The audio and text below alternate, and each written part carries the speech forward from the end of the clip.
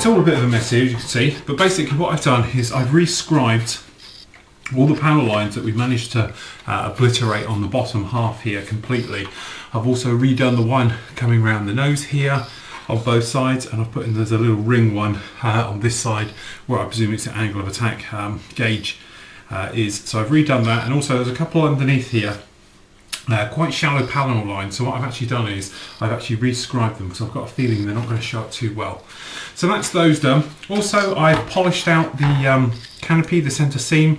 There's a video on that will be separately on the disc, or you'll have it on the site anyway. So that's that one. So really, we're to the stage now where we can bring this all together. I'm quite happy with the way all the seam lines are. Everything's nice and smooth and things like that. So what we can do now, we can put on the missile rails, the wing ones, which go on here.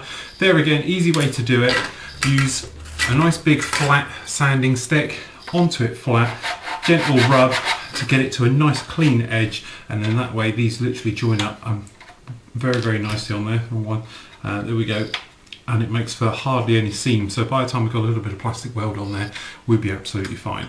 So okay, we'll clear out the desk, get it all nice and clean, and then we'll get it all together. Okay, so we've got this all coming together now. Basically what we've done under here, we've put the speed brake on and it's tacked in place. We've put the flaps and they're on. Now all Russian fighters, they all basically bleed down hydraulically and go down into the position. Looking at the photos, some of them drop more than others. Obviously it depends on hydraulic pressure, how long they've been standing, various bits and pieces. We talked about this before. We can actually modify the tail planes here to actually droop down as well, and that's what I'm going to do. For the moment they're literally just a push fit in there, but by shaving a little bit off and rounding off this edge in here, we can do it so it actually will manoeuvre a little bit better, because at the moment it's sort of jammed in place. But that's something we can do. I haven't put the bottom fins on yet because I'm going to need access to get down to these engines to spray them. Same with the top tails. I'm not going to put these on yet. You know, obviously they'll just go on. He says, just trying to put this on quickly to show you. You know, the tails, they'll sit on just like this, and as you can see, I'm trouble getting in the camera, it's that big. But the thing is, to get easier to get this engine area to spray it up, I'm going to use alkylads and probably some acrylics to do these top of the engines to give them that sort of burnt look that they actually get. So that's why I haven't done that. So the rails are on the wingtips here. I haven't put the main ones on as of yet, but they'll go on shortly. As you can probably hear, we've got the real thing going overhead in some form or other. So that's basically all done and now ready. Also what we've done, as you can probably see down here, is that we've got the cockpit. I've put the HUDs in, they're in there now, and I've masked up the canopies front and rear. Very easy, usual way up to the light. There's tutorial on there anyway, and then that will go sit on and we're all ready. The last thing to go on is these front slats.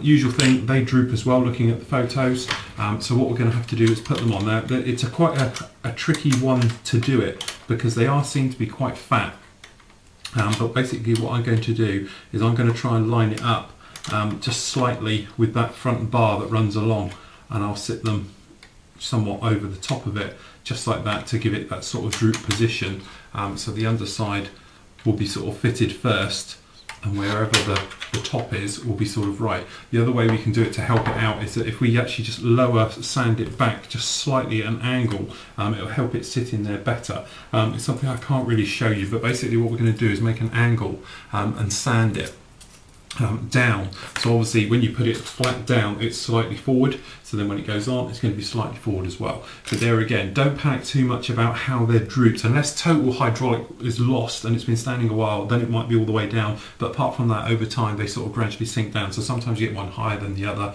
and various bits and pieces like that. Okay, so we moved on a little bit. We've done the top cockpit in blue, so it shows through from the outside, because obviously the Russian aircraft, the flanker from the inside is blue. Western tend to be black, so we've done it with the blue. Not happy with this front. They had a little bit of shrinkage with the filler, so obviously I've sanded it all back and done it again, and had to put rescribed the panel lines and the access panel in there. Same thing down the back, I've rescribed and put those in, so they're all ready to go. Now, the next thing to go on is these front slats. Hans on the site, if you go and have a look at his, I'll put a link onto it anyway, that he's done it with cocktail sticks, and then they sort of slot in. Brilliant way of doing it because they are a nightmare. I'll show you a slightly different way that I'm going to do it. Literally what I'm going to do is you get a bit of CA glue, so I've got mine in a little pot here. and a cocktail stick. So we get our cocktail stick, and just drop that in. And what I'm going to do is just literally brush. I'm going to put a little pool of it to run down this inside, and then we're just going to pop it up so it's got something to stick to. So if you just run that edge up onto it, just like that. Here it is. Okay, so we take our slat, alright, and we're just going to marry it up and line those two up for the moment, just like that, and hold. So the super glue, all it's going to do is bite it and hold on to it with any luck and get us into the right position. We don't want it to do anything else apart from just hold it roughly in that right position. So we just hold it there a second to start doing its bit. Okay, now it's got a hold of it, so what we're going to do, come along with our extra thin glue. Alright, and we're just going to pour it in. Now as long as your brush is very wet with the actual glue itself, you won't have your get super glue on your brush because it actually repels it, it will dissolve it. So what we can do, let that bit dry, this little section here, then when that's dry we're going to go along and do the next section and the next section and work our way along so we can bring it all down in place. But the thing is, if I pull that down, this end's going to come up because there is a little bit of warpage on this front area. So we just give that a minute to dry. Okay then, so we got this up and it says a bit of warpage and it's poking up. So what we're going to do, we're going to just push it down a little bit. We're going to work our way along a little bit more. So what we'll do is just run the glue up, not quite to the tip on this because it's not quite there. So what we're going to do, we're going to just run it up to about here. And just to hold it for a couple of moments and just let that go off and dry. And then I'll do the other side.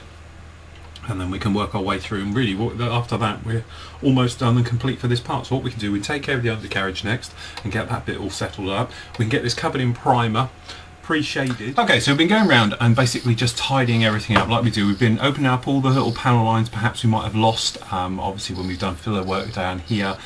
Putting on these slats, various bits and pieces. The slats now, they're on there nice and tight. Also just getting a bit of a file and just rubbing off the leading edge. Obviously you've got the seam lines where it comes together.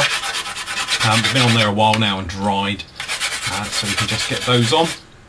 Same type of thing, and just looking around, looking for any lines that have actually sort of during the moulding process perhaps gone a little bit thin, looking for riveting that may be missing, and all over. This is one of those models that by the time it gets a wash over the top it's really going to come to life, so you need to have a good look around and make sure you've got no filler. If you have, usual thing, I'm just running the scriber, the P cutter, and just gently pulling it up and down the panel lines which are looking a little bit weak perhaps.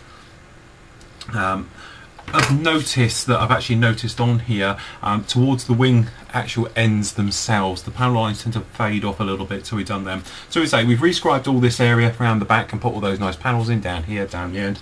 Obviously we've redone the front. So that's it now, the actual fuselage section is complete. Obviously I've gone around the same thing and we've been around and checking for riveting detail on the tails and everything else, and if they wanted to they could just sit on coming together. The other thing I've quickly done, which was literally a 2-second job to do, is that there were some nasty little pin marks in all these bays. So what I did, drop a super glue on, CA kicker straight on top, let it dry, sand off, and there we go. Then I just pop around with a bit of riveting tool and just re-put the rivets in there, just like that. Same with this bottom one, there's a couple of real nasty heavy duty ones in here which are going to show, so I took care of those. It's just, they were just little tiny things, you don't have to worry about it, they're nothing that's going to stand out and look major problem, especially unless people are going to flip it over and have a look at the underside. So what we're going to do now, we're going to get the spray bay all sorted out, we get the camera over there and we get some primer on it. Okay, so over here in the spray bay, what we've got, I've got some XF19, which I've just had a whip round with some thinners in there because I'm getting a bit low in the bottom of the pot, so to speak.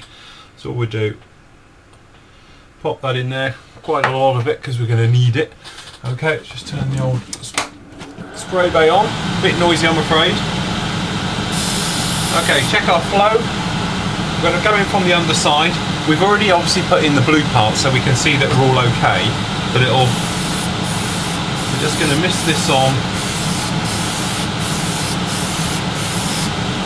Nice little light coat.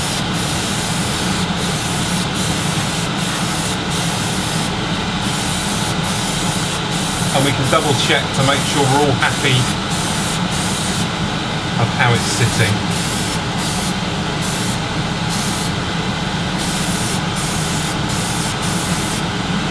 And there we go, we're looking like that. So we're quite happy with the way it's going. So then what we'll do is we can then carry on and get the entire thing done. Okay, so now that's dry. It's not totally dry, there's a couple of wet areas on it, but we can avoid those and just work our way around the entire thing. So what we got, some flat black mixed up here to do the pre-shading. Now, as explained before, we'll have a quick run through why we do pre-shading. Basically, if you use just to spray this, you colour underneath. It's going to look like a block of colour. Then obviously if you're going to come along with a wash afterwards and whatever you're going to do with it, you're still going to have blocks of colour. What this actually does is give it that sort of dirty look around the panel lines, and it just sort of fades in, because what happens is the black goes on, your lighter colour goes over the top of it, and you can still see some of the black through, which gives you a shadowing effect all over it, which is great for breaking it down. And then if you're going to go along and then lighten up panels as well, between the wash, the darkening, obviously we're going to do here, and then the lightening afterwards, gives you a very nice effect and sort of gives you an all-round blended thing in. And that's what I do to all my models, to give them, stop them really looking that sort of block of colour. So as I say, flat black, it's about a sort of 60-40 mix of thinners to paint, and then obviously we've got the air pressure, which is just going to be around about 25 psi. Now, as I say, people say to me about my pre-shading, oh, I haven't got a steady enough hand to do it. Don't worry about it. Literally just come along, whack it down. The more random it is, if it's big, if it goes thin, if it is a fat line, very dark, very thin, hardly see it, it's great, because you're going to get an all-over effect, which will be a lot better in some ways than straightforward lines being perfect everywhere. Otherwise, that's going to give you a grid look when you look at it. So we want it to be sort of quite random. Now I'm going to do this slightly back to front, so you can see it a bit better than me. But basically all we're going to do is follow a panel line and we just follow them all over. Now flankers are notoriously, they bleach through with the sun, and then obviously they have touch-ins and things like that. So we're just going to literally follow around the entire model. Put some air in the old compressor, like that. And all we're going to do is pop along. Obviously these areas we're going to do in metals, but we can give them a bit of shadowing effect as well. So we can just pop the panel lines in. As I say, absolutely everywhere.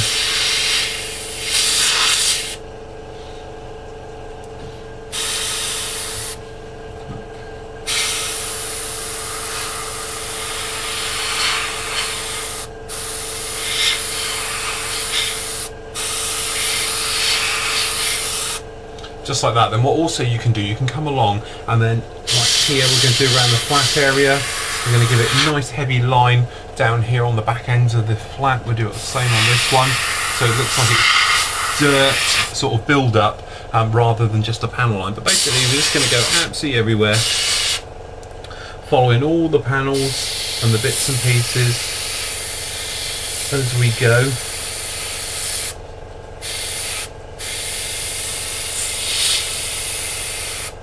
As I say, just try and keep it flowing, keep it moving all the time, and then that way when you do get thicker bits and thin bits and things like that come along, it doesn't really matter. So as you can hear, the air pressure getting a little bit high there. If you can hear it blasting back in your face, you know you're coming up to about 30 psi.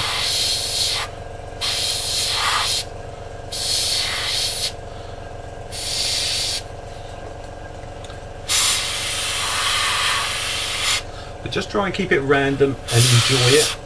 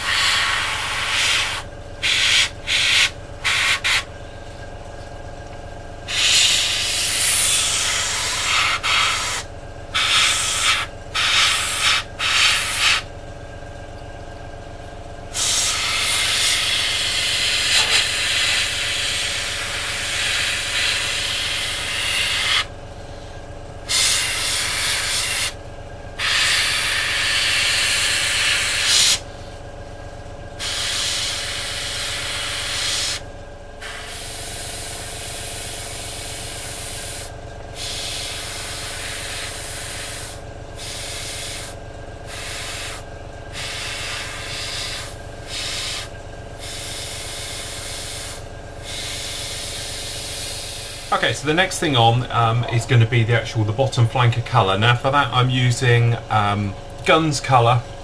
This is their water-based one, and I'm using H67 80% to H57, which is like a grey colour, 20% mix. And this is giving us a sort of bluey, greeny underside flanker type of colour. So all we do, get the old airbrush going and very light, and we're just sort of dusting it on. If we just get the old spray bay on. So, and we just sort of mist it all on, all over, and then what will happen is the pre-shading will hopefully come back through. Now if your pre-shading gets sort of hidden, then what you need to do is to actually add a little bit more thinners to your paint, and then that way it'll just, there we go, there's your flanker colour coming through, and then that way it will hopefully allow the pre-shading to sort of bleed through, to actually come right the way through. So we'll just carry on for a moment.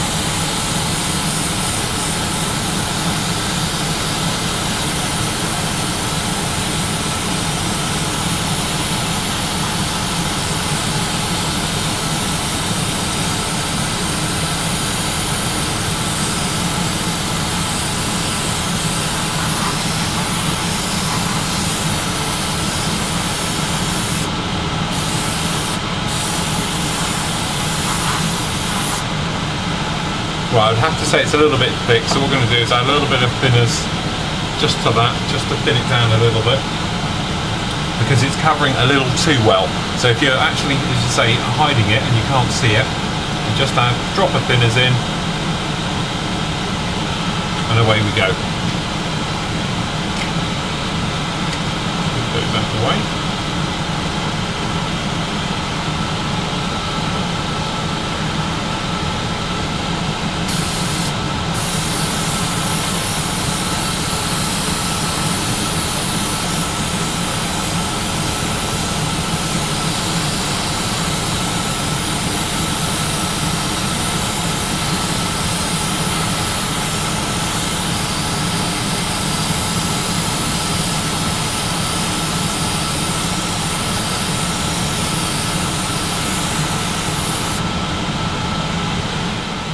Okay, so that's the underside all totally sprayed now.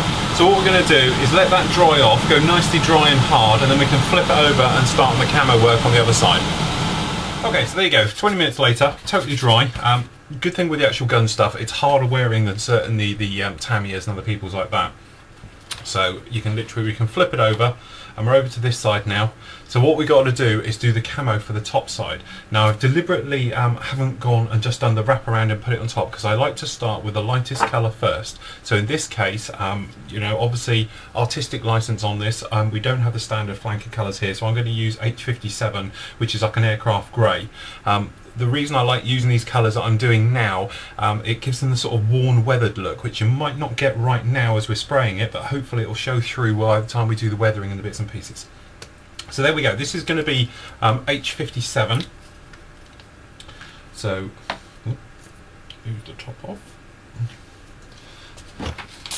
So what we're going to do, we're just going to pop along, and we'll put a drop of thinners in the colour cup like that. I'm just going to pour a bit in. Now, as I say, we're not totally making this a thick paint. This is going to be quite a thin mix. So we'll just give that a whip round to get that going. Okay, now I won't put the spray booth on for the moment. I'll put it on in a minute so you can hear what I'm saying. Okay, usual thing, PSI quite low, about 20. Is a nice one, 25, because we're doing a freehand camo, and obviously it's going to be quite a thin mix, so we can still see this pre-shading come through, and because it's a thin mix, it's going to be quite watery, but because it's the first one going on, we can really, it doesn't matter if it goes too far. Okay, I've got my references literally right in front of me, just something I printed off the net. So what we're going to do, I orientate it the same direction as what I'm going to spray, so it's just easier to do, and I can roughly work out where all the bits and pieces actually are going to be. So all we're going to do, we're going to do the grey stuff first, so that literally it just sort of comes around here, and then obviously we're going to... Now obviously because we're doing freehand camo, we need it to overlap a little bit. If we just put the compressor on, we're running out of air pressure here. But obviously what we want to do is overlap, so when the next one comes over, it will have a slightly sharper edge to it, and we can go on like that. So this is the grey going on first. As I say, it doesn't have to be nice, doesn't have to be particularly pretty. We're just whacking it down for the moment. We can be a bit more specific on where it's going and how it's looking in a moment. So all we do is... You can hear the airbrush is hiccuping a little bit, which is a bit of a concern. See the back of those coming through. There we go, just like that. And then we've got this funny U-shaped business going on up here. So literally we'll just start on the outside and just pull it round. And we just make this U a little bit bigger. Like that, and then obviously there isn't a lot of grey on this, and we've got the bit coming between the engines back here. Obviously there's no point going over the engines because we're obviously going to have to do that in a later date anyway, and then it's going to come across here, so we just put a dab in here, although there's going to be silver work in there, but we can just blend it all in nicely. And then the tops of these tails at the back, obviously if we orientate them round the same, they're going to be like this. So if we just move this up a little bit, it's like whoops, there we go. It's just this type of shape going on this one.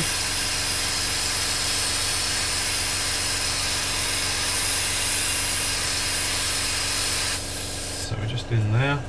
Get that one out of the way, and the same on the other side. This is going to be this type of shape.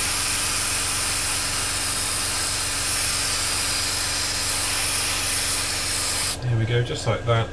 And if we just move these doors that we've done as well in the green, just move those out of the way, and we've just got the final stage on the wing. This is a nice big patch.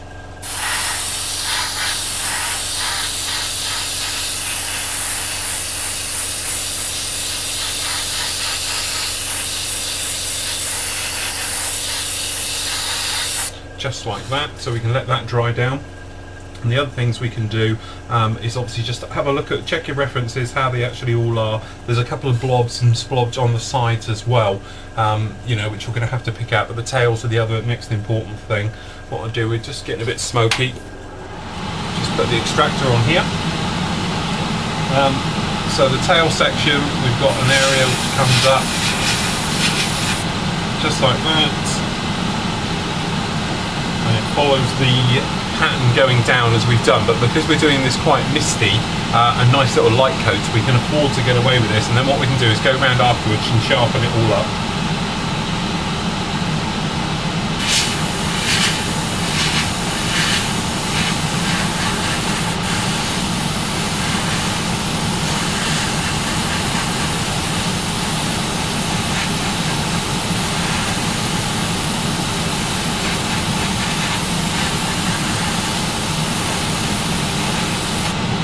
There we go, that's the one of the bits on there as well. And as you can see, as soon as we put another colour near that, it looked very, very green. Now it's turning blue, and that's one of the little areas we're going to talk about in a vlog that I'm going to do, which I'll attach to this one as well, is the difference in colouring.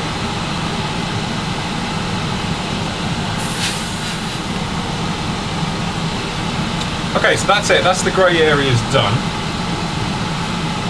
So as you can see, there's not a lot to it, but they're all on there at the moment, and then we can come along now with that green that we used for the underside and go on top, and then we can come back with a darker blue colour, and then hopefully we can go around and either we can say, no, okay, I quite like the look of that, that's looking all good, or we can go around and sharpen it all up and bits and pieces as is needed.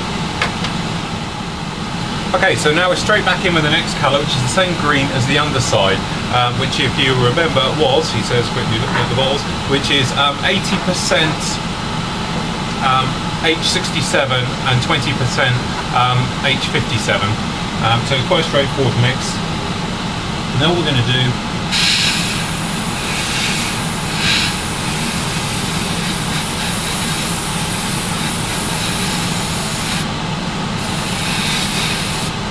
is just pop around those areas and fill them in with the lighter colour. So literally we're just going to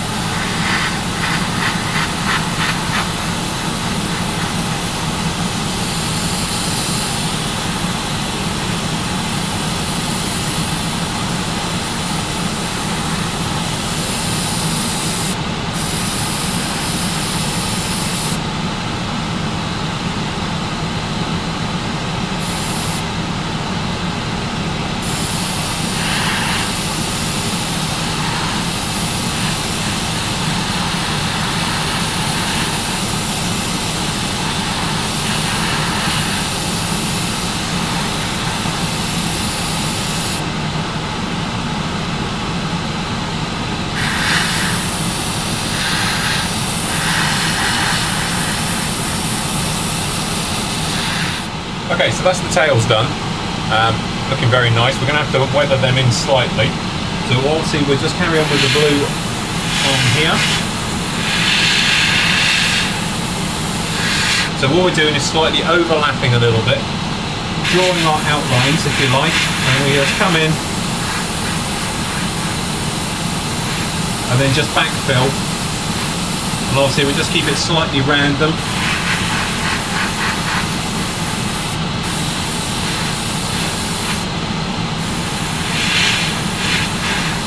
Just like that, and obviously we just work our way